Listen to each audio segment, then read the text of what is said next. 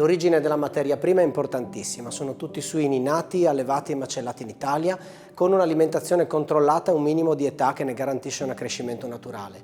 Io faccio un passaggio in più perché lavoro solo con carni friulane, quindi sono tutti allevamenti delle province di Udine e Pordenone, questo per avere un contatto diretto poi con i miei fornitori e riuscire a poter trasmettere anche loro le mie esigenze e far sì di sentirli anche coinvolti in questa particolare varietà del San Daniele che produco.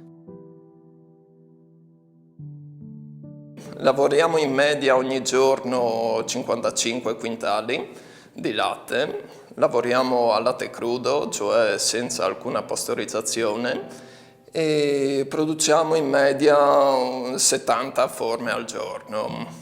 Il metodo di lavorazione è tradizionale, utilizzando il lato innesto che conferisce al prodotto tipicità e originalità del formaggio. La gubana è un dolce tipico delle valli del Natisone.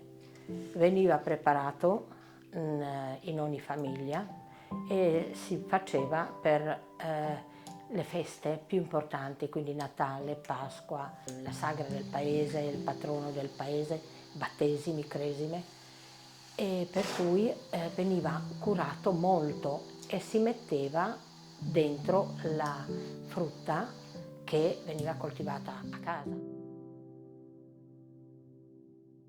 Cerchiamo per quel che è possibile, di rispettare al massimo il benessere animale. Non abbiamo grosse produzioni, perché siamo su una media di 60 quintali per capo, che poi mia moglie trasforma in caseificio.